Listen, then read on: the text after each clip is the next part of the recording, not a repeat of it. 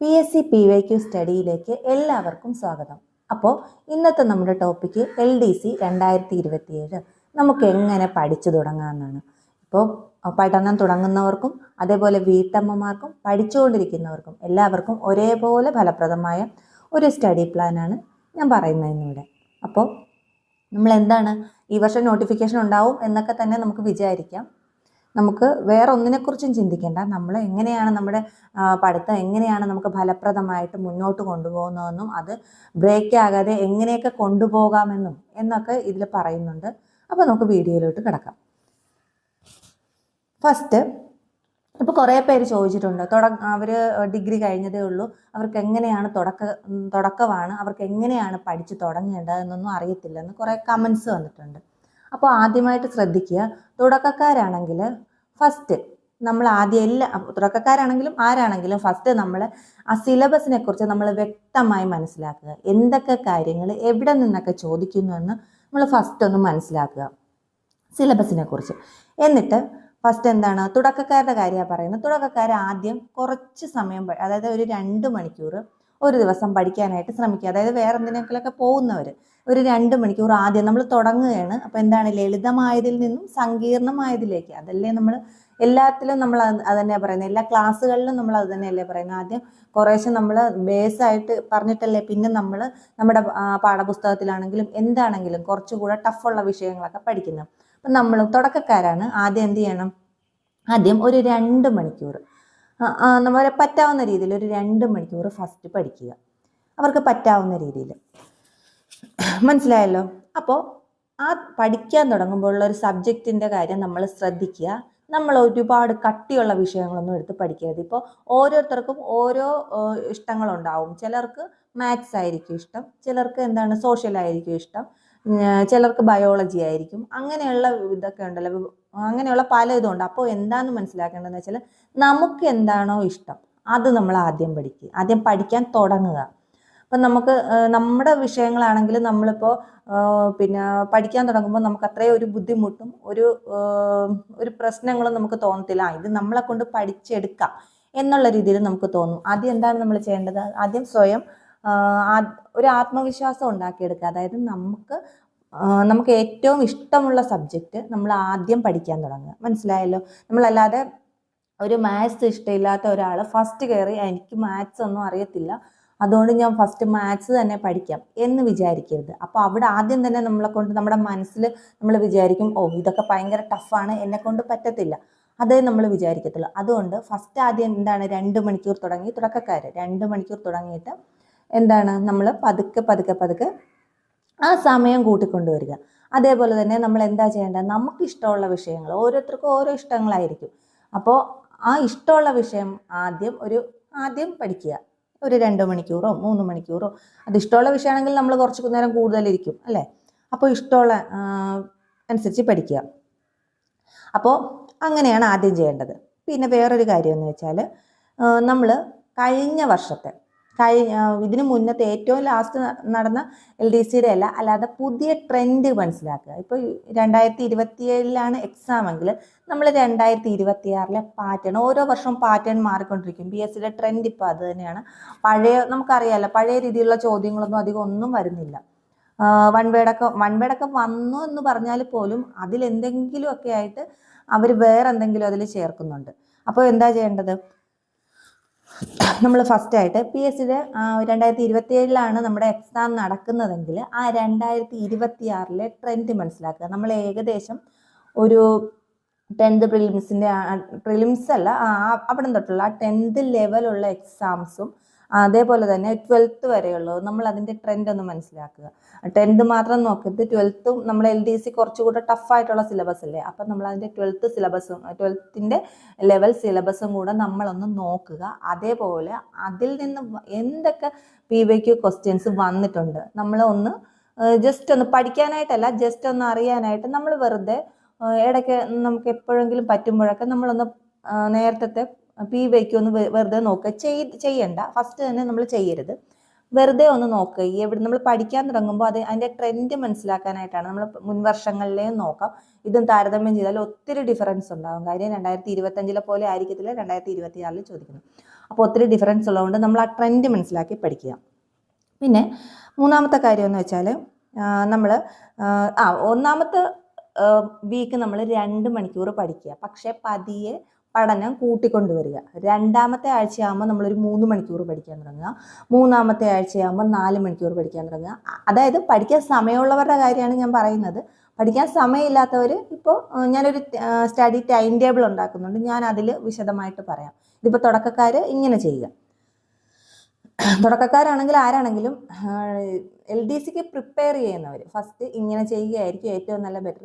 First week 2 മണിക്കൂർ, second week 3 മണിക്കൂർ, അത് നിങ്ങളുടെ ഇഷ്ടത്തിനനുസരിച്ച് കൂട്ടിക്കൊണ്ടുവരിക. അല്ലാതെ ഒരു ദിവസം കൊണ്ട് ഫുള്ള് തീർക്കുക, ഒരു ദിവസം ഞാൻ ഇരിക്കും എന്ന് പറഞ്ഞിട്ട് നമ്മൾ തുടങ്ങരുത്. തുടങ്ങിയാൽ അത് നമ്മൾക്ക് തന്നെ ഒരു ഇത്രയും പഠിച്ച് തീർക്കാനുണ്ടല്ലോ എന്നൊരു ചിന്ത നമുക്കുണ്ടാവും. അപ്പോൾ അത് നമുക്ക് നമ്മുടെ ബ്രെയിനിന് അത് കൊടുക്കരുത്.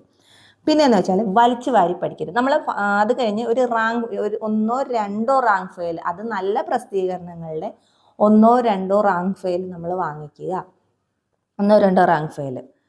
അപ്പോൾ ഒരു റാങ്ക് ഫെയിൽ ആയിരിക്കത്തില്ല എല്ലാവരുടെയും കയ്യിൽ. 1 or 2 നല്ല റാങ്ക് ഫെയിലുകൾ നമ്മൾ വാങ്ങിക്കുക. എന്ന് വെച്ചാൽ എന്താണെന്നറിയാമോ, 2 റാങ്ക് ഫെയിൽ വാങ്ങിക്കുക എന്ന് പറയുന്നത് ചിലപ്പോൾ ഒരെണ്ണത്തിൽ ചിലപ്പോൾ എന്തെങ്കിലും ഒരു മിസ്റ്റേക്ക് ഉണ്ടായാലും എന്തെങ്കിലും ഒരു ഡൗട്ട് ഉണ്ടായാലും നമ്മുടെ പുതിയ രണ്ടാമത്തെ റാങ്ക് ഫെയിലിൽ നമുക്ക് ചിലപ്പോൾ അത് ക്ലിയർ ചെയ്യും. ചിലപ്പോൾ ഒന്നാമത്തേൽ ഇല്ലാത്ത പല കാര്യങ്ങളും രണ്ടാമത്തെ റാങ്ക് ഫെയിലിൽ ഉണ്ടാവും. അതുകൊണ്ട് എപ്പോഴും 2 റാങ്ക് ഫെയിൽ വാങ്ങിക്കാൻ ശ്രമിക്കുക. ഇനി ഇല്ലെങ്കിൽ കുഴപ്പമൊന്നുമില്ല, ഒരെണ്ണം വെച്ചാണെങ്കിലും പഠിക്കാം. 2 റാങ്ക് ഫെയിൽ വാങ്ങിക്കുന്നത് നല്ലതാണ്, ഇല്ലെങ്കിലും കുഴപ്പമൊന്നുമില്ല. ഒരു റാങ്ക് ഫെയിൽ പഠിച്ചവരും ഒക്കെ ലിസ്റ്റിൽ വന്ന് ജോലിയൊക്കെ കിട്ടിയിട്ടുണ്ട്. പിന്നെ നെക്സ്റ്റ് എന്ന് വെച്ചാൽ നമ്മൾ പഠിക്കാൻ തുടങ്ങുമ്പോൾ നമ്മളിപ്പോൾ റാങ്ക് ഫെയിൽ നോക്കി ഫസ്റ്റ് നമ്മൾ റാങ്ക് ഫെയിൽ ആയിരിക്കുമല്ലോ എടുക്കുന്നത്, അത് കഴിഞ്ഞിട്ടായിരിക്കും SCRT നമ്മൾ തിരിയുന്നത്. ഇനി ചിലപ്പോൾ SCRT പഠിക്കുന്നവരുണ്ടാകും, എന്നാൽ റാങ്ക് ഫെയിലാണ് നമുക്കൊരു അതിൻ്റെ ഒരു ബേസ് കിട്ടുന്നതിൻ്റെ ബേസ് വരുന്നത് നമുക്ക് റാങ്ക് ഫെയിലിൽ നിന്നായിരിക്കും. കാര്യം റാങ്ക് ഫെയിലാണ് അവർ വർഷങ്ങളായിട്ട് എങ്ങനെയൊക്കെ എന്ന് പറഞ്ഞിരിക്കുന്ന റാങ്ക് ഫെയിലാണ്. നമുക്ക് ഇഷ്ടമുള്ള റാങ്ക് ഫെയിൽ മേടിക്കാം. ഞാൻ ഒരു റാങ്ക് ഫെയിലും മെൻഷൻ ചെയ്യുന്നില്ല. നമുക്ക് ഇഷ്ടമുള്ളത് നമ്മുടെ മനസ്സിന് തൃപ്തിയായ റാങ്ക് ഫെയിൽ നമ്മൾ നോക്കി തന്നെ മേടിക്കുക. അപ്പോൾ നമ്മൾ ഫസ്റ്റ് ഈ റാങ്ക് ഫെയിലൊക്കെ നോക്കുമ്പോൾ അതിൻ്റെ ഒരു പ്രശ്നം എന്ന് വെച്ചാൽ നമ്മൾ കുറേ വലിച്ചു വാരി കൊടുത്തിട്ടുണ്ടാവും. അറിയാമല്ലോ, ഇപ്പോൾ ഹിസ്റ്ററിയൊക്കെ ആണെങ്കിൽ ഒരുപാട് നമുക്ക് ആവശ്യമില്ലാത്ത കാര്യങ്ങളൊക്കെ അതിൽ നിന്ന് ഒന്ന് ചോദിക്കാത്ത ഒരു ഏരിയ പോലും കാണും. ഇതുവരെ ഒന്നും ചോദിച്ച് നോക്കാത്ത ഏരിയ പോലും ഉണ്ടാവും. അപ്പോൾ നമ്മൾ അതാണ് ഞാൻ നേരത്തെ പറഞ്ഞത്, PYQ. നമ്മളൊന്ന് ജസ്റ്റ് PYQs ഒക്കെ ഒന്ന് നോക്കുക. പിന്നെ പഠിച്ച് വരുമ്പോൾ നമുക്ക് മനസ്സിലാകും. നമ്മൾ ഈ പഠിക്കാൻ തുടങ്ങുമ്പോൾ നമ്മുടെ മനസ്സിൽ നമുക്കിഷ്ടമുള്ളതും പിന്നെ അത് നമുക്ക് ടഫുള്ളതുമായിട്ടുള്ള നോട്ട്സുകൾ മാത്രം എഴുതി വെക്കുക. അല്ലാതെ എല്ലാം കൂടെ വലിച്ചുവാരി എഴുതുകയോ വലിച്ചുവാരി പഠിക്കുകയോ ചെയ്യരുത്. അതൊരു 2 ആഴ്ച, തുടക്കക്കാർക്ക് അതൊരു 2 ആഴ്ച കഴിയുമ്പോൾ അത് മനസ്സിലാവും. അതായത് നോട്ട്സ് ഫുള്ള് ഒരിക്കലും എഴുതരുത്. നോട്ട്സ് എന്താണ് ഫുള്ള് ഇങ്ങനെ നോട്ട്സ് എഴുതരുതെന്നല്ല, അത് ഫുള്ള് ഇങ്ങനെ വലിച്ചു വാരി എഴുതരുത്. ഷോർട്ട് നോട്ടാക്കി എഴുതുക. ഞാൻ നേരത്തെ വീഡിയോസിലും ഒക്കെ പറഞ്ഞിട്ടുണ്ട്, ഷോർട്ട് നോട്ടാക്കി എഴുതുകയായിരിക്കും ഏറ്റവും നല്ലത്. അത് അതിലുള്ളതല്ലാതെ നമ്മൾ സ്വയം പ്രിപ്പയർ ചെയ്യുന്ന ഷോർട്ട് നോട്ടുകളായിരിക്കും നമുക്ക് ഏറ്റവും കൂടുതൽ യൂസ്ഫുൾ ആകുന്നത്. നമ്മളല്ലാതെ വലിച്ചു വാരി എഴുതാൻ തുടങ്ങിയാൽ ഒരു കാലത്തും നമ്മൾ എഴുതിയും തീരത്തില്ല, ഒരു കാലത്തും നമ്മൾ പഠിച്ചും തീരത്തില്ല. പിന്നെ ഈ പാറ്റേൺ, പുതിയ ക്വസ്റ്റ്യൻസ് അതൊക്കെ ഉണ്ടല്ലോ, അത് ചോദ്യമൊക്കെ സ്വയം നമ്മളൊന്ന് അതിൽ നിന്നൊക്കെ തയ്യാറാക്കുക. ഞാൻ വേറൊരു വീഡിയോയിൽ പറഞ്ഞിട്ടുണ്ട്. അതേപോലെ നമ്മൾ ഈ പഠിച്ചതൊക്കെ ഒന്ന് സ്വയം തയ്യാറാക്കി, നമ്മളിപ്പോൾ 2 ടോപ്പിക്, ഒരു ദിവസം 2 ടോപ്പിക്കാണ് പഠിക്കുന്നതെങ്കിൽ ആ 2 ടോപ്പിക്കിലെ ക്വസ്റ്റ്യൻസ് നമ്മൾ സ്വയം പഠിച്ചു കഴിഞ്ഞിട്ട് നമ്മൾ സ്വയം അതിലെ ക്വസ്റ്റ്യൻസ് ഒന്ന് തയ്യാറാക്കി നോക്കുക. എങ്ങനെയൊക്കെയാണ് എന്തൊക്കെയാണ് നമ്മൾ എന്താ പഠിച്ചതെന്ന് നമുക്ക് മനസ്സിലാക്കാനായിട്ട് നമ്മൾ സ്വയം ക്വസ്റ്റ്യൻ ചെയ്താലേ നമുക്കറിയാവുള്ളൂ. അല്ലാതെ വേറൊരാളടുത്ത് നിന്ന് ക്വസ്റ്റ്യൻ നോക്കിയാലും നമുക്ക് അത്ര ഒരു എഫക്റ്റീവ് ആയിരിക്കത്തില്ല. നമ്മൾ എന്ത് പഠിച്ചെന്നറിയാം, നമ്മൾ തന്നെ ക്വസ്റ്റ്യനും ആൻസറും തയ്യാറാക്കണം. പിന്നെ എന്ന് വെച്ചാൽ SCRTയിലെ പാഠങ്ങൾ നമ്മൾ ഈ പഠിക്കുന്നതിൻ്റെ കൂട്ടത്തിൽ നമ്മൾ നോക്കിപ്പോവുക. SCRTയിലെ പാഠങ്ങൾ നമ്മൾ പഠിക്കുന്ന ഈ സബ്ജക്റ്റുമായിട്ട് റിലേറ്റ് ആയിട്ടുള്ള പാഠങ്ങൾ മാത്രം ഫസ്റ്റ് നോക്കുക. നമ്മൾ പഠിക്കുന്ന സബ്ജക്റ്റുമായിട്ടും ടോപ്പിക്കുമായിട്ടും റിലേറ്റ് ആയിട്ടുള്ള പാഠങ്ങൾ അല്ലാതെ SCRT നമുക്ക് 1 തൊട്ട് പിന്നെ ലാസ്റ്റ് വരെയുള്ള ചാപ്റ്റർ, ഇപ്പോൾ ഏത് 8ലാണെങ്കിലും 9ലാണെങ്കിലും 10ലാണെങ്കിലും +1 +2 നമ്മൾ ഫസ്റ്റ് തൊട്ട് ഒരിക്കലും ഒന്നാമത്തെ ചാപ്റ്റർ തൊട്ട് തുടങ്ങാതിരിക്കുക. നമ്മൾ ഏത് സബ്ജക്റ്റാണോ പഠിക്കുന്നത് ആ സബ്ജക്റ്റിൽ ഇപ്പോൾ ഏതെങ്കിലും ഒരു ജിയോഗ്രഫിയാണ് പഠിക്കുന്നതെങ്കിൽ 8ാം ക്ലാസ്സിലെ ഒരു പുസ്തകം എടുത്തിട്ട് 8ാം ക്ലാസ്സിലെ SCRT ടെക്സ്റ്റ് എടുത്തിട്ട് അതിൽ ജോഗ്രഫിയുമായിട്ട് റിലേറ്റഡ് ആയിട്ടുള്ള ഫസ്റ്റ് പാർട്ടും 1ഉം 2ഉം ഉണ്ടായിരിക്കുമല്ലോ SCERTയുടെ 8ാം ക്ലാസ് തൊട്ട്. അങ്ങനെയാണ് 8ാം ക്ലാസ് തൊട്ടല്ല, അതിന് മുന്നേ തൊട്ടുണ്ട്. എന്നാലും 8ാം ക്ലാസ്സിലേക്കാണ് നമുക്ക് ഹൈസ്കൂളൊക്കെ ആകുമ്പോഴാണ് നമ്മൾ കുറച്ചുകൂടെ അതിൻ്റെ കുറച്ചുകൂടെ ടഫ് എന്ന് വെച്ചാൽ നമ്മുടെ ഇതുമായിട്ട് ചോദിക്കുന്നതൊക്കെ ഇതിൽ നിന്നായിരിക്കും. അപ്പോൾ നമ്മൾ പഠിക്കാൻ തുടങ്ങുമ്പോൾ നമ്മളിപ്പോൾ ജോഗ്രഫിയാണ് പഠിക്കുന്നതെങ്കിൽ ആ ജോഗ്രഫിയുമായിട്ട് റിലേറ്റ് ചെയ്തിട്ടുള്ള പാഠങ്ങൾ മാത്രം പഠിക്കാൻ ശ്രമിക്കുക. 8ാം ക്ലാസ്സിലാണെങ്കിൽ 8ാം ക്ലാസ്സിലുള്ളത്, അതിൻ്റെ തുടർച്ചയായിരിക്കും 9ാം ക്ലാസ്സിലുള്ളത്. അപ്പോൾ നമ്മൾ അതുമായിട്ട് ജസ്റ്റ് റിലേറ്റ് ചെയ്തിട്ടുള്ള, അതായത് ഒരു ചാപ്റ്റർ മാത്രം ഫസ്റ്റ് നോക്കുക. അപ്പോൾ ജോഗ്രഫിയൊക്കെ ഒരു 2-3 അങ്ങനെയൊക്കെ ഉണ്ടാവും പാഠങ്ങൾ. അപ്പം നമ്മൾ ഫസ്റ്റ് ഒരു പാഠം മാത്രം നോക്കും. അപ്പോൾ നമുക്ക് എന്താണ്, നമ്മൾ പഠിച്ചതിൽ നിന്നും റാങ്ക് ഫയലിൽ നിന്നും ഇതിൻ്റെ കൂടെ വ്യത്യാസം നമുക്ക് മനസ്സിലാവും. അല്ലാതെ നമ്മൾ റാങ്ക് ഫയൽ ഒരു ടോപ്പിക്ക്, ബയോളജിയുടെ ഏതെങ്കിലും ഒരു ടോപ്പിക്ക്, നമ്മൾ SCERT നോക്കുന്ന ജോഗ്രഫി അങ്ങനെ ചെയ്യരുത്. എന്താണ്, നമ്മൾ അതേ രീതി അനുസരിച്ച്, അതായത് SCERTയിൽ ഏത് ചാപ്റ്ററാണോ പഠിക്കുന്നത് അത് തന്നെ റാങ്ക് ഫയലിൽ പഠിക്കാൻ ശ്രമിക്കുക. റാങ്ക് ഫയലിൽ ഫസ്റ്റ് നമ്മളിപ്പോൾ റാങ്ക് ഫയലിൻ്റെ എന്താണ്, ആദ്യം തന്നെ ഓരോ ടോപ്പിക് അനുസരിച്ചായിരിക്കും വരുന്നത്. അപ്പോൾ ആ ടോപ്പിക് അനുസരിച്ച് ഇപ്പോൾ ഇത് ഉദാഹരണത്തിന് പറഞ്ഞുതരാം.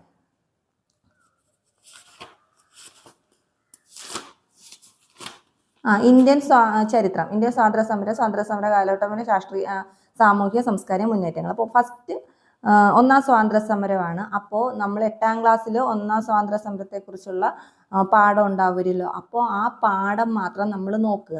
എന്നിട്ട് 8ലെ ആ പാഠം തീർത്തിട്ട് മാത്രം 9ലെ ആ പാഠം, ഈ 1ാം സ്വാതന്ത്ര്യ സമരവുമായിട്ട് ബന്ധപ്പെട്ടുള്ള അടുത്ത പാഠം നോക്കുക. 10ാം ക്ലാസ്സിലും അങ്ങനെ. അപ്പോൾ നമുക്ക് അത് 3 എന്താണ്, +1ഉം +2 ഉണ്ട്, അത് നോക്കാം.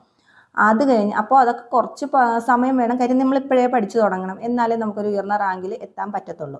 അപ്പോൾ നമ്മൾ ഈ 1ാം സ്വാതന്ത്ര്യ സമരം നമ്മളത് തീർത്ത് കൊണ്ടുവരണം. ഇതേപോലെ തന്നെ ഈ SCERTയിൽ നമ്മൾ ഷോർട്ട് നോട്ട്, ഞാൻ പറഞ്ഞായിരുന്നല്ലോ, ഷോർട്ട് നോട്ട്സ് നമ്മൾ എഴുതി വെക്കണം. ഇപ്പോൾ ടെക്സ്റ്റ് ഉള്ളവരാണെങ്കിൽ ടെക്സ്റ്റിൽ അടയാളപ്പെടുത്തിയാലും മതി. ഓരോരുത്തർക്കും ഓരോ ഇഷ്ടമാണ്. അപ്പോൾ ഈ ഫസ്റ്റ് 1ാം സ്വാതന്ത്ര്യ സമരം ആണെങ്കിൽ 1ാം സ്വാതന്ത്ര്യ സമരവുമായി ബന്ധപ്പെട്ടുള്ള മുഴുവൻ കാര്യങ്ങളും നമ്മൾ പിന്നെ SCERTയിൽ നമ്മൾ നോക്കുക. അതേപോലെ തന്നെ പിന്നെ ഓരോ പാഠം കഴിഞ്ഞിട്ട് വേണം അടുത്ത പാഠത്തിലോട്ട് പോകാൻ. ഒരു പാഠം ബാക്കി വെച്ചിട്ട് അടുത്ത പാഠം പോകരുത്. ഏതൊക്കെ വിഷയമാണ് നമ്മൾ പഠിക്കേണ്ടത്, ഇപ്പോൾ ഒരു ദിവസം ജോഗ്രഫിയും ബയോളജിയും ഹിസ്റ്ററിയുമാണ് നമ്മൾ പഠിക്കുന്നതെങ്കിൽ നമ്മൾ ആ 3 ചാപ്റ്ററിൻ്റെ ആ ടോപ്പിക്കിൻ്റെയും SCERTയിലെ ചാപ്റ്ററും കൂടെ നമ്മളൊന്ന് അതിൻ്റെ കൂട്ടത്തിൽ വായിച്ചുകൊണ്ട് പോവുക. പിന്നെ നമുക്കത് റിവൈസ് ചെയ്യുമ്പോൾ നമുക്ക് പിന്നെ നോക്കുമ്പോൾ അല്ലാതെ നമ്മൾ 1ാമത്തെ പാഠം തൊട്ട് ലാസ്റ്റ് വരെ നോക്കുമ്പോൾ നമുക്കത് ഒരുപാട് ബുദ്ധിമുട്ടാവും. നമ്മൾ ഒത്തിരി ഉള്ളതുപോലെ തോന്നും, അവിടെ ഇവിടെ ഒന്നും എത്താതെ. അതായത് ഇതിൻ്റെ തുടർച്ച, കണ്ടിന്യൂഷൻ എന്തായാലും വേണം, അതിൻ്റെ തുടർച്ചയായിട്ട് വേണം അടുത്തത് നമ്മൾ ചെയ്യാനായിട്ട്. അപ്പോൾ തന്നെ മനസ്സിലാവുമല്ലോ. അപ്പോൾ അങ്ങനെയാണെങ്കിൽ നമ്മൾ കുറച്ചുകൂടെ പിന്നെ പഠിച്ചു പോകും. റിവിഷനൊക്കെ ആകുമ്പോൾ നമുക്ക് പെട്ടെന്ന് നമുക്ക് എല്ലാം നമ്മുടെ മനസ്സിൽ ക്ലിക്ക് ചെയ്യും. അതേപോലെ തന്നെ ഷോർട്ട് നോട്ട്സ് എഴുതുമ്പോഴാണെങ്കിലും ഞാൻ പറഞ്ഞല്ലോ, 1 വേർഡായിട്ട് കൂടുതൽ എഴുതാതിരും. 1 വേർഡ് എഴുതുന്നതിന് ഒരു കുഴപ്പമില്ല. ഷോർട്ട് നോട്ട്സ് നമ്മൾ സ്വയം തയ്യാറാക്കിയിട്ട് നമ്മൾ ക്വസ്റ്റ്യൻ ചെയ്ത് നോക്കുമ്പോൾ ഇനി സമയമുണ്ടല്ലോ. അപ്പോൾ അതുകൊണ്ടാണ് ഞാൻ ഇങ്ങനെ പറഞ്ഞത്, വിശദമായിട്ട് പറഞ്ഞത്. ഇഷ്ടമുള്ളവർക്ക് അങ്ങനെ ചെയ്യാം, അല്ലെങ്കിൽ 1 വേർഡായിട്ട് തന്നെ എഴുതാം, ഒരു കുഴപ്പമില്ല. എല്ലാവർക്കും എങ്ങനെയൊക്കെയാണ് പെട്ടെന്ന് ക്യാച്ച് ചെയ്യുന്നതെന്നൊന്നും നമുക്കറിയത്തില്ലല്ലോ. ഓരോരുത്തരും പല രീതിയിലൊക്കെ ആയിരിക്കും പഠിക്കുന്നതും, പഠന വേഗതയും വ്യത്യാസം ഉണ്ടായിരിക്കും. അപ്പോൾ അതനുസരിച്ച് പഠിക്കുക. പിന്നെ ഇത് കുറച്ച് ടിപ്സുകളാണ്, നമുക്ക് വേഗം പഠിച്ചെടുക്കാൻ പറ്റുന്നതിൻ്റെ കാര്യങ്ങളാണ്. നമ്മളിപ്പോൾ SCERT പഠിക്കേണ്ട രീതി മനസ്സിലായല്ലോ. അപ്പോൾ ഇത് പഠിച്ചു കഴിഞ്ഞ് മാത്രം SCERTയിലോട്ട് പോവുക. റാങ്ക് ഫയൽ മൊത്തം പഠിച്ചു കഴിഞ്ഞെന്നല്ല, റാങ്ക് ഫയലിൽ ഏത് ടോപ്പിക്, റാങ്ക് ഫയലാണ് നമുക്ക് ബേസ് ഉണ്ടാക്കാനായിട്ട്. അല്ലാതെ SCERT ചാപ്റ്റേഴ്സ് എന്ന് വെച്ചാൽ എല്ലാം കൂടെ ചേർന്നതായിരിക്കും. ചിലപ്പോൾ പിന്നെ പല കാര്യങ്ങളും അതിലുണ്ടാവും. ഒരു ചാപ്റ്ററുമായിട്ട് ബന്ധപ്പെടാത്ത കാര്യങ്ങളും ഒക്കെ ആയിരിക്കും അടുത്ത ചാപ്റ്റർ. നമ്മളിപ്പോൾ റാങ്ക് ഫയൽ ആണെങ്കിൽ അത് അടുക്കും ചിട്ടയായിട്ടായിരിക്കും കൊടുക്കുന്നത്. അപ്പോൾ റാങ്ക് ഫയലിൽ ജസ്റ്റ് ഒന്ന് നോക്കിക്കഴിഞ്ഞ് മാത്രം SCERTയിലോട്ട് പോവുക. എന്ന് വെച്ചാൽ ഓരോ ദിവസം ഇത് മൊത്തം പഠിച്ചു കഴിഞ്ഞല്ല, അത് പഠിച്ചിട്ട് അതിൻ്റെ കൂടെ തന്നെ ഞാൻ പറഞ്ഞല്ലോ, മനസ്സിലായല്ലോ. പിന്നെ വേറൊരു കാര്യം എന്ന് വെച്ചാൽ LDCക്കൊക്കെ ആകുമ്പോൾ ഒരുപാട് സ്പെഷ്യൽ ടോപ്പിക്സുകളൊക്കെ ഉണ്ട്. ഞാൻ ടൈം ടേബിൾ ചെയ്യുമ്പോൾ ഞാൻ പറയാം. അപ്പോൾ ആ സ്പെഷ്യൽ ടോപ്പിക്സ് നമ്മൾ റാങ്ക് ഫയലിലും SCERTയിലും മാത്രമായിരിക്കത്തില്ല, അല്ലാതെയും ചിലയിടത്തു നിന്നൊക്കെ ഈ നെറ്റിലൊക്കെ സെർച്ച് ചെയ്യുമ്പോൾ നമുക്ക് കിട്ടും. അപ്പോൾ ആ സ്പെഷ്യൽ ടോപ്പിക്സ്, നിയമങ്ങളൊക്കെ ഇല്ലേ, സ്പെഷ്യൽ ടോപ്പിക്സുകളൊക്കെ നമ്മൾ കമ്പ്യൂട്ടറിലേക്ക് വേറെ എന്തെങ്കിലും നമുക്ക് കമ്പ്യൂട്ടർ സ്പെഷ്യൽ ടോപ്പിക്സ് അല്ല, എന്നാൽ പോലും കമ്പ്യൂട്ടറിലൊക്കെ കൂടുതൽ ക്വസ്റ്റ്യൻ ആൻസർ ഒക്കെ നെറ്റിൽ ഗൂഗിളിലൊക്കെ സെർച്ച് ചെയ്താൽ കിട്ടും. അതും കൂടെ നമ്മളൊന്ന് പ്രിൻ്റ് ഔട്ട് എടുത്ത് വെക്കുകയോ എഴുതി വെക്കുകയോ ഒക്കെ ചെയ്യുന്നത് നല്ലതാണ്. ഇതിൽ നിന്ന് മാത്രം പഠിച്ചിട്ട് കാര്യമില്ല. ഈ SCRTയും നമ്മൾ LDC ഒക്കെ കുറച്ചുകൂടെ ഒരു ഡെപ്തിലോട്ട് പഠിക്കണം. അപ്പോൾ എന്താണ്, അവിടുന്ന് കൂടെയൊക്കെ നമ്മൾ നെറ്റിൽ നിന്നൊക്കെയൊക്കെ എന്ന് വെച്ചാൽ ഈ സ്പെഷ്യൽ ടോപ്പിക്സ് വരുന്നതൊക്കെ നെറ്റിൽ നിന്നും കൂടെ സെർച്ച് ചെയ്യുക. ആ നെറ്റിൽ നിന്ന് സെർച്ച് ചെയ്യുക എങ്ങനെയാണെങ്കിലും നമുക്ക് ഏത് രീതിയിലാണെങ്കിലും നമ്മളത് പഠിക്കാം. പിന്നെ വേറൊരു കാര്യം എന്ന് വെച്ചാൽ നമ്മൾ മാത്സ്, ഇംഗ്ലീഷ്, മലയാളം അത് മൂന്നും നമ്മൾ ഒരു ദിവസമല്ല, മാത്സും ഇംഗ്ലീഷും നമ്മൾ ഓരോ ദിവസവും നമ്മളത് അതിനായിട്ടൊരു ദിവസം കൊണ്ടുവരുന്നത് നല്ലതാണ്. ആഴ്ചയിൽ ഏതെങ്കിലും ഒരു ദിവസം. മാത്സ് നമ്മൾ എന്നും പഠിക്കുന്നത് നല്ലതാണ്, പക്ഷേ കുറച്ചുകൂടെ നമ്മൾ മനസ്സിലാക്കാനായിട്ട് കുറച്ചുകൂടെയൊക്കെ ടഫായിട്ടുള്ള മാത്സ് ആയിരിക്കുമല്ലോ ചോദിക്കുന്നത്. അപ്പോൾ ആ മാത്സ് നമ്മൾ കുറച്ചുകൂടെ ഒരു ദിവസമൊക്കെ ഫുൾ, ഒരു ഉച്ചവരെ ആണെങ്കിൽ ഉച്ചവരെ നമ്മൾ ഒരിക്കലും ഫുൾ ടൈം എന്നല്ല പറഞ്ഞത്, ഒരു 3 മണിക്കൂറാണെങ്കിൽ അതിൽ 1 മണിക്കൂർ മാത്സ് പഠിക്കാനായിട്ട് ശ്രമിക്കുക. മാത്സ് ഒക്കെ ചെയ്ത് വരുമ്പോൾ തന്നെ 1 മണിക്കൂറാവും. അപ്പോൾ അതുകൊണ്ട് 1 മണിക്കൂർ എങ്ങനെ പഠിക്കുമെന്നല്ല, അതെങ്ങനെ എത്രത്തോളം നമ്മൾ ഫലപ്രദമായിട്ട് പഠിക്കണം. 1 മണിക്കൂറൊക്കെ 1-2 മണിക്കൂർ മാത്സിനായിട്ട് മാറ്റി വെച്ചാലും ഒരു കുഴപ്പമില്ല. പിന്നെ ഈ ഒരു ദിവസം മൊത്തം മാറ്റി വെച്ചാലും കുഴപ്പമില്ല. പക്ഷെ നമ്മൾ ഒരു ദിവസം മൊത്തം നമുക്കപ്പോൾ ഒരു ബോറിംഗ് ആയിരിക്കും. അപ്പോൾ അതുകൊണ്ട് നമ്മൾ അത് ചെയ്യാതിരിക്കുക. പിന്നെ വേറൊരു കാര്യം, മാത്സും ഇംഗ്ലീഷും ഏകദേശം ഒരു ദിവസം തന്നെ പഠിക്കാനായിട്ട് ശ്രമിക്കുക. ഇത്തിരി ബുദ്ധിമുട്ടായിരിക്കും, എന്നാൽ പോലും നമ്മളിപ്പോൾ വേറെ സബ്ജക്ട്സ് ഇപ്പം ഇനി അത് ബുദ്ധിമുട്ടാണെങ്കിൽ അതിൻ്റെ ഇടയ്ക്ക് നമുക്ക് ഇഷ്ടമുള്ള സബ്ജക്റ്റ് ഏതെങ്കിലും ഒന്ന് വെറുതെ വായിച്ചു വിടുക.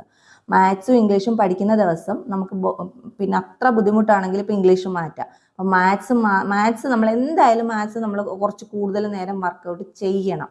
ഇംഗ്ലീഷും അതേപോലെ തന്നെ PYQ നമ്മൾ ചെയ്ത് പഠിച്ചാലേ നമുക്കത്, ഇംഗ്ലീഷൊക്കെ കൂടുതലും PYQ തന്നെയാണ് ചോദിക്കുന്നത്. അപ്പോൾ അതുകൊണ്ട് ഇംഗ്ലീഷൊക്കെ നമ്മൾ എന്താ ചെയ്യേണ്ടത്, ഈ PYQ തന്നെ നമ്മൾ കുറച്ച് നേരം ഇരുന്നിട്ട് വർക്കൗട്ട് ചെയ്യുക തന്നെ വേണം. അപ്പോൾ അതിനൊക്കെ ഒരു ദിവസം മൊത്തം മാറ്റി വയ്ക്കുന്നതിന് ഒരു പ്രശ്നമൊന്നുമില്ല. കാര്യം പിന്നെ നമ്മുടെ മനസ്സിൽ നമുക്കൊരു കുറേ ആയിക്കഴിയുമ്പോൾ നമുക്കൊരു ബോറിംഗ് ആയിരിക്കും. അപ്പോൾ അങ്ങനെയാണെങ്കിൽ എന്ത് ചെയ്യണം, നമുക്ക് ഇഷ്ടമുള്ള സബ്ജക്റ്റ് എടുത്ത് വായിക്കുക, അല്ലെങ്കിൽ നമ്മൾ എഴുതിയ നോട്ട്സ് ഉണ്ടല്ലോ അത് റിവൈസ് ചെയ്യുക. ഇതൊന്നും ഇല്ലെങ്കിൽ നമ്മൾ വെറുതെ കറണ്ട് അഫയേഴ്സ് കേൾക്കുക. ഇതിപ്പോൾ എല്ലാം ബോറാണെങ്കിൽ നമുക്ക് ഇഷ്ടമുള്ള എടുത്ത് വെച്ച് വായിക്കുക. ഏത് സമയം വായിച്ചുകൊണ്ടിരിക്കാനല്ല, മാത്സും ഇംഗ്ലീഷും വായിച്ച് നമ്മൾ ബോറടിക്കുമ്പോൾ മാത്രം നമ്മൾ അത് ചെയ്യുക. അപ്പോൾ ആഴ്ചയിൽ ഒരു ദിവസം ഇതിനായിട്ട് മാറ്റി വയ്ക്കുന്നത് കൊണ്ടൊന്നും ഒരു കുഴപ്പമില്ല. നമ്മൾ കൂടുതൽ മാത്സൊക്കെ ചെയ്ത് പഠിച്ചാലും മാത്രമേ നമുക്ക് അത് മനസ്സിലാവത്തുള്ളൂ. അപ്പോൾ അതുകൊണ്ട് മാത്സിനൊക്കെ നമ്മളിപ്പോൾ ഒരു ദിവസം ഇംഗ്ലീഷ്, ഒരു ദിവസം മാത്സ് അങ്ങനെ പഠിക്കുന്നതിനേക്കാൾ നല്ലത് ഇങ്ങനെ ഒരു ദിവസം ഫുള്ളായിട്ട് മാറ്റി വെച്ചാൽ തുടക്കത്തിലൊക്കെ കേട്ടോ, അത് കഴിഞ്ഞിട്ടൊക്കെ കുഴപ്പമില്ല. പിന്നെ നമുക്ക് ഇഷ്ടമുള്ള രീതിയിലൊക്കെ ചെയ്യാം. പിന്നെ കറണ്ട് അഫയേഴ്സ് ഇപ്പം നമ്മൾ പ്രത്യേകം പറഞ്ഞേണ്ട കാര്യമൊന്നുമില്ല. ഓരോ ദിവസത്തെ കറണ്ട് അഫയേഴ്സ് വർക്കൗട്ട് കേട്ട് പഠിക്കുക. ഏതെങ്കിലും പിന്നെ ടെലഗ്രാം ചാനലുകളോ അല്ലെങ്കിൽ നമുക്ക് പത്രങ്ങളോ എല്ലാം ഉണ്ടാവുമല്ലോ. അപ്പോൾ അതിൽ നോട്ട്സ് നമ്മൾ എഴുതി തന്നെ വെക്കുക കറണ്ട് അഫയേഴ്സ്. അത് വേറൊരു കാര്യം എന്ന് വെച്ചാൽ കറണ്ട് അഫയേഴ്സ് ഡേറ്റ് ഇട്ട് എഴുതാനായിട്ട് ശ്രമിക്കുക. ഡേറ്റ് ഇട്ട് ഞാൻ ആദ്യം ഡേറ്റ് ഇട്ട് എഴുതിയിട്ടുണ്ടായിരുന്നു. പിന്നെ ലാസ്റ്റ് ഈ ഒരു ഇതിൽ ഞാൻ ഡേറ്റ് ഇട്ട് അത് എഴുതിയിട്ടുണ്ട്. ജൂൺ 3 മനസ്സിലായില്ലേ? ഞാൻ കറണ്ട് അഫയേഴ്സ് ഡേറ്റ് ഇട്ട് തന്നെ എഴുതിയിരിക്കുന്നത്. ഇടയ്ക്ക് ഞാൻ ഡേറ്റ് ഇട്ടിട്ടില്ലായിരുന്നു. അപ്പോൾ ആ സമയത്ത് നമുക്കൊരു ബുദ്ധിമുട്ട് വരും. കാര്യം നമ്മൾ ഈ എക്സാമിൻ്റെയൊക്കെ ആ ലാസ്റ്റ് സമയമൊക്കെ ആകുമ്പോൾ നമുക്ക് ഇപ്പം നമ്മൾ വേറെ ഏതെങ്കിലും സോഴ്സിൽ നിന്ന് നോക്കുമ്പോൾ ആ മാസത്തെ കറണ്ട് അഫയേഴ്സ് പിന്നെ നമ്മൾ പഠിച്ചിട്ടുള്ളത്, നമ്മൾ എഴുതി വെച്ചിട്ടുള്ളതൊക്കെ തന്നെയാണോ ആ സോഴ്സിലുള്ളതെന്നൊക്കെ നമുക്ക് ഒരു ഇതായിട്ട് വരാം നമുക്ക്. അപ്പം നമുക്ക് പെട്ടെന്ന് നമുക്ക് പഠിച്ചെടുക്കാം. കാര്യം ഡേറ്റ് ഇട്ട് തന്നെ എഴുതാനായിട്ട് ശ്രമിക്കുക. മാത്സ് ഇതേപോലെ തന്നെ A4 ഷീറ്റിൽ എഴുതണമെന്നൊന്നുമില്ല, ബുക്കിലാണെങ്കിലും എഴുതിയാലും മതി. പിന്നെ വേറൊരു കാര്യം വെച്ചാൽ SCRTക്കൊക്കെ പ്രത്യേക ഒരു ബുക്ക് എടുക്കുന്നതായിരിക്കും നല്ലത്. SCRTയുടെ ചാപ്റ്റർ എഴുതി വെക്കുക. ഏതൊക്കെ ചാപ്റ്ററാണ് നമ്മൾ പഠിച്ചിട്ടുള്ളത്, എത്രാം ക്ലാസ്സിൽ ഏത് ചാപ്റ്ററാണെന്ന് നമ്മൾ ഫസ്റ്റ് എഴുതി വെക്കുക. ഇത് 8ാം ക്ലാസ്സിലെ സയൻസ്, ഇത് പിന്നെ ഫസ്റ്റ് ചാപ്റ്ററാണ്. അപ്പോൾ അങ്ങനെ എഴുതി വെക്കുന്നത് നല്ലതായിരിക്കും. എത്രാം ക്ലാസ്സിൽ ഏത് ചാപ്റ്ററാണെന്ന് എഴുതി വെക്കുന്നത് ഏറ്റവും നല്ലതായിരിക്കും. എനിക്ക് 3 ബുക്കായി, അപ്പോൾ ഇത് 2ാമത്തെ ബുക്കാണ്, അതാണ് ഇങ്ങനെ ഇരിക്കുന്നത്. പിന്നെ ഏത് ചാപ്റ്ററാണെന്ന് എഴുതി വെക്കുന്നത് നല്ലതായിരിക്കും. എത്രാം ക്ലാസ്സിലെ ഏത് ചാപ്റ്ററാണ് നമ്മൾ കംപ്ലീറ്റ് ആക്കിയെന്ന് എഴുതി വെക്കുക. മനസ്സിലായല്ലേ? SCRT പഠിക്കുമ്പോൾ അതുമായിട്ട് റിലേറ്റ് ചെയ്ത പാഠങ്ങൾ മാത്രം പഠിക്കുക, അല്ലാതെ എല്ലാ പാഠങ്ങളും പഠിക്കേണ്ട ഒരു കാര്യവുമില്ല. പിന്നെ വേറൊരു കാര്യം എന്ന് വെച്ചാൽ നമുക്ക് ഇത് പറഞ്ഞു തരേണ്ട കാര്യമല്ല, തൊഴിൽ വാർത്തയോ തൊഴിൽ വീതിയോ എന്താണെങ്കിലും ഇപ്പോൾ പിന്നെ PSC ബുള്ളറ്റിനോ അങ്ങനെയൊക്കെ ഉണ്ടാവുമല്ലോ. നമ്മൾ ഏതെങ്കിലും ഒരു പ്രസിദ്ധീകരണം എന്തായാലും ഉറപ്പായിട്ട് വാങ്ങിക്കുക. നമ്മൾ പിന്നെ പുതിയ കാര്യങ്ങൾ അതിലും മോക്ക് ടെസ്റ്റുകൾ ഉണ്ടാകും. അല്ലാതെ പുതിയതല്ല മാത്സ് ഉണ്ടാവും. അപ്പോൾ അതൊക്കെ നമുക്കൊന്ന് വെറുതെ ഒന്ന് നോക്കാനായിട്ട് നമുക്ക് കറണ്ട് അഫയേഴ്സ് ഉണ്ടാകും. അപ്പം നമുക്ക് ആ ട്രെൻഡ് മനസ്സിലാക്കാൻ സാധിക്കും. പിന്നെ കഴിഞ്ഞ ദിവസം നടന്ന പരീക്ഷകളുടെ ക്വസ്റ്റ്യനും ആൻസറും ഉണ്ടാകും. കഴിഞ്ഞ ഏത് പരീക്ഷണം അവസാനം നടന്ന അതിൻ്റെയൊക്കെ ഉണ്ടാവും. അപ്പം നമുക്ക് ഏകദേശം ഒരു എന്തെങ്കിലുമൊക്കെ കാര്യങ്ങൾ നമുക്കറിയാനായിട്ട് ഇതെന്തായാലും നമ്മുടെ കയ്യിൽ വേണം. എക്സാം കഴിയുന്നവരെങ്കിലും ഏതെങ്കിലും ഒരെണ്ണം വായിക്കുക. പിന്നെയെന്ന് വെച്ചാൽ ഇതൊക്കെ കഴിഞ്ഞു കഴിഞ്ഞാൽ നമ്മൾ ഒരു 3 മാസം കൊണ്ട് നമ്മൾ ഏകദേശം ഒരു സിലബസ് നമ്മൾ കംപ്ലീറ്റ് ചെയ്യാനായിട്ട് ശ്രമിക്കുക. എന്ന് വെച്ചാൽ ഞാൻ പറഞ്ഞല്ലോ, ഫസ്റ്റ് വീക്കിൽ 2, സെക്കൻഡ് വീക്കിൽ 3 മണിക്കൂർ, അങ്ങനെ വെച്ച് കഴിയുമ്പോൾ പിന്നെ നമ്മളിത് പഠിച്ചാൽ മാത്രം അങ്ങനെ ഒരു 3-4 മാസം കൊണ്ട് നമുക്ക് ഏകദേശം നമുക്കൊരു സിലബസ് കംപ്ലീറ്റ് ചെയ്യാൻ പറ്റും. പിന്നെ വേറൊരു കാര്യം എന്ന് വെച്ചാൽ പഠിച്ചാലും മാത്രം കാര്യമില്ല, നമ്മളത് റിവൈസ് ചെയ്യുക തന്നെ വേണം. നമ്മളല്ലെങ്കിൽ എല്ലാം നമ്മൾ കുറേ ബുക്കിലും ഇതിലും വാരി എഴുതി വെച്ചിട്ട് ലാസ്റ്റ് ആകുമ്പോൾ നമുക്ക് നമ്മുടെ മൈൻഡിൽ ഒന്നും ഉണ്ടാകത്തില്ല. അപ്പോൾ റിവിഷൻ ചെയ്യാനെന്ന് വെച്ചാൽ 1, 3, 6 എന്നൊരു മെത്തേഡുണ്ട്. നമുക്ക് വേണമെങ്കിൽ യൂസ് ചെയ്യാം. ഇത് ഞങ്ങളുടെ ഒരു സാറ് പറഞ്ഞു തന്നതാണ്. ഞങ്ങൾക്ക് സൈക്കോളജിയൊക്കെ പഠിച്ചുകൊണ്ടിരുന്നപ്പോൾ സാറ് പറഞ്ഞു തന്നതാണ്. ഇഷ്ടമുള്ളവർക്ക് യൂസ് ചെയ്യാം, ഇല്ലാത്തവർക്ക് വേണ്ട. അപ്പോൾ പിന്നെ ഈ 1, 3, 6 എന്ന് വെച്ചാൽ ഫസ്റ്റ് ദിവസം നമ്മൾ വായിക്കുക, അത് കഴിഞ്ഞ് മൂന്നാമത്തെ ദിവസം നമ്മളത് ഒന്നുകൂടെ റിവൈസ് ചെയ്യുക. പിന്നെ 6ാമത്തെ ദിവസം, മനസ്സിലായോ? 1, 3, 6 അങ്ങനെ ചെയ്യുക. അപ്പോൾ ഓരോ പിന്നെ 2 ദിവസം, പിന്നെന്താണ്, പിന്നെ 3 ദിവസം, അങ്ങനെ നമുക്കൊരു റിവിഷൻ്റെ അളവ് ഇങ്ങനെ ടൈം ഇങ്ങനെ കൂട്ടി കൊണ്ടുവരാം. പക്ഷേ നമ്മൾ ഈ ദിവസങ്ങളിൽ തന്നെ റിവിഷൻ ചെയ്യാൻ ശ്രമിക്കുക. 1, 3, 6 പിന്നെ ഏതായിരിക്കും 10. അപ്പോൾ മനസ്സിലായല്ലോ, 6 കഴിഞ്ഞ്. അപ്പോൾ അങ്ങനെ റിവിഷൻ ചെയ്യാൻ ശ്രമിക്കുക. ഇതൊന്നും ചെയ്യാൻ പറ്റിയില്ലെങ്കിൽ ആഴ്ചയിൽ ഏതെങ്കിലും ഒരു ദിവസം, ഇപ്പോൾ തിങ്കൾ ചൊവ്വയാണെങ്കിൽ ബുധൻ റിവിഷൻ ചെയ്യുക, വ്യാഴം വെള്ളി ശനി പിന്നെ ഞായർ, അപ്പോൾ ഏതെങ്കിലും ബുധനോ ഞായറോ ഏതെങ്കിലും ഒരു ദിവസം റിവിഷൻ ചെയ്യുക. അല്ലെങ്കിൽ ഈ മെത്തേഡ് നല്ല യൂസ്ഫുൾ ആയിരിക്കും. റിവിഷൻ നമ്മൾ ചെയ്യണം. നമ്മൾ കുറേ എഴുതി വെച്ചിട്ടൊരു കാര്യമില്ല, ഒത്തിരി സമയമുണ്ട്. പിന്നെ നമുക്ക് റിവിഷൻ ചെയ്ത് പഠിക്കാനായിട്ടൊക്കെ ഒരുപാട് സമയമുണ്ട്. അപ്പോൾ അങ്ങനെ തന്നെ ചെയ്യുക. കുറേ പേർക്ക് ഗ്യാപ്പ് വന്നവരൊക്കെ ഉണ്ടാവുമല്ലോ. അപ്പോൾ അവരൊക്കെ ഇങ്ങനെ ഒരു നമ്മൾ റിവിഷൻ കൂടെ ചെയ്താലേ നമുക്ക് എന്താണ് നമ്മുടെ ഇതെല്ലാം ഫലപ്രദമായിട്ട് നമ്മൾ ഇത്രയും കഷ്ടപ്പെട്ട് നമ്മൾ രാത്രിയും പകലും ഒന്നും ഇല്ലാതെ പഠിച്ച് ഇതൊക്കെ എഴുതി വെച്ച് കഴിയുമ്പോൾ റിവിഷൻ ചെയ്തിട്ടില്ലെങ്കിൽ ഒന്നുകൊണ്ടും ഒരു കാര്യം ഉണ്ടാവത്തില്ല.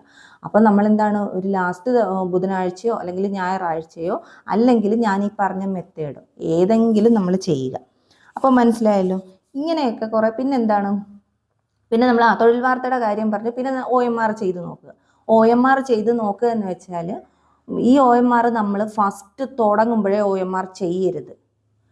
നമ്മൾ ഫസ്റ്റ് പഠിക്കാൻ തുടങ്ങുന്ന ദിവസം തന്നെയോ അല്ലെങ്കിൽ 2-3 ദിവസം കഴിഞ്ഞ് ഒരിക്കലും ചെയ്യരുത്. നമ്മൾ PYQ ജസ്റ്റ് ഒന്ന് നോക്കുക. പക്ഷേ OMR ചെയ്ത് നോക്കണമെങ്കിൽ കുറച്ചൊരു ബേസ് ആയിരിക്കും. ഒരു മാസം, അതായത് തുടങ്ങുന്നവരുടെ കാര്യമാണ് പറഞ്ഞത്. ഒരു മാസം കഴിഞ്ഞിട്ട്, ഇപ്പോൾ എല്ലാം ഏകദേശം നമുക്ക് അറിയാവുന്നവരാണെങ്കിൽ കുഴപ്പമൊന്നുമില്ല. പക്ഷെ എന്നാലും തുടക്കക്കാർ ഫസ്റ്റ് ചെയ്ത് നോക്കരുത്. അപ്പോൾ നമ്മുടെ ഉള്ള കോൺഫിഡൻസ് കൂടെ പോകും. നമ്മൾ എല്ലാ സബ്ജക്റ്റും ഏകദേശം നമ്മൾ പഠിച്ചെന്ന് നമുക്ക് തന്നെ ഒരു ധാരണ. നമ്മൾ PYQ ഒക്കെ കേൾക്കുമ്പോൾ നമുക്ക് മനസ്സിലാവും. ചിലതൊന്നും നമ്മൾ പഠിക്കേണ്ട കാര്യമില്ല. കാര്യം നമ്മൾ PYQ കേൾക്കുമ്പോൾ തന്നെ നമുക്ക് ഇതിന്ന ടോപ്പിക്കിൽ നിന്നാണ് എന്ന് നമുക്ക് മനസ്സിലാവും. അപ്പോൾ നമ്മൾ എന്താണ്, പിന്നെയുള്ള PYQ നോക്കുമ്പോഴേ നമുക്ക് എന്താണ്, നമ്മൾ അതിൻ്റെ ആൻസർ പെട്ടെന്ന് കർപ്പിക്കും. അപ്പോൾ അതേപോലെ തന്നെ നമ്മൾ പെട്ടെന്ന് തന്നെ നമ്മൾ ചെയ്യരുത്. ഏകദേശം ഒരു മാസം ചെയ്യുക. പിന്നെ എന്താണെന്ന് വെച്ചാൽ നമുക്ക് പിന്നെ വെറുതെ ആണെങ്കിൽ നമുക്ക് മോക്ക് ടെസ്റ്റ് ഒക്കെ ചെയ്ത് നോക്കുന്നതിന് ഒരു കുഴപ്പമില്ല. നമ്മൾ പഠിച്ച സബ്ജക്റ്റിൻ്റെ തന്നെ മോക്ക് ടെസ്റ്റുകൾ ചെയ്യാനായിട്ട് ശ്രമിക്കുക. പഠിച്ച സബ്ജക്റ്റ് ഇപ്പോൾ ബയോളജിയിൽ ഇപ്പോൾ ദഹന വ്യവസ്ഥയാണ് പഠിക്കുന്നതെങ്കിൽ അപ്പോൾ അതിനെക്കുറിച്ചുള്ള മോക്ക് ടെസ്റ്റുകൾ ഉണ്ടാവില്ല. അങ്ങനെ മോക്ക് ടെസ്റ്റുകൾ നമ്മൾ ചെയ്ത് നോക്കാം. പക്ഷേ പിന്നെ OMR നമ്മളൊരു 100 മാർക്കിന് ചെയ്യണമെങ്കിൽ അതൊരു മാസം കഴിഞ്ഞ് ചെയ്യണം നല്ലത്. പിന്നെ നമ്മൾ ഇഷ്ടമുള്ളവർക്ക് ചെയ്യാൻ കേട്ടോ, ഒരു കുഴപ്പമില്ല. പക്ഷേ അത് നമ്മൾ ചെയ്തു വരുമ്പോഴേ നമുക്കൊരു ടെൻഷൻ ഉണ്ടാവും. നമ്മൾ ഈ ചില മേഖലയൊക്കെ കാണുമ്പോഴേ നമ്മൾ ചിലപ്പോൾ പഠിക്കാത്ത ചിലപ്പോൾ ഏരിയയൊക്കെ ഉണ്ടാവും. അപ്പം നമ്മുടെ മനസ്സിൽ തന്നെ ഒരു ടെൻഷൻ വരും. അയ്യോ, ഞാൻ ഇത്രയും പഠിച്ചല്ലോ, എന്നിട്ട് എന്താണ് അതിൽ നിന്നൊരു ക്വസ്റ്റ്യനും വരുന്നില്ല, ഇതൊക്കെ എന്താണെന്ന് നമുക്കൊരു ടെൻഷൻ ഉണ്ടാവും. അപ്പോൾ അത് ഒഴിവാക്കാനായിട്ട് ഞാൻ പറയുന്നത് കുറച്ച് കഴിഞ്ഞിട്ട് PYQ ചെയ്ത് നോക്കുകയാണ് നല്ലത്. ഫസ്റ്റ് തന്നെ നമ്മൾ ഇതേപോലെ തന്നെ ചെയ്യുക. എന്താണ്, മോക്ക് ടെസ്റ്റുകൾ ചെയ്യുക. നമ്മൾ പഠിക്കുന്ന സബ്ജക്റ്റ് പഠിക്കുന്ന ടോപ്പിക് ഏതാണോ അതിൻ്റെ മോക്ക് ടെസ്റ്റുകൾ ചെയ്ത് നോക്കുക.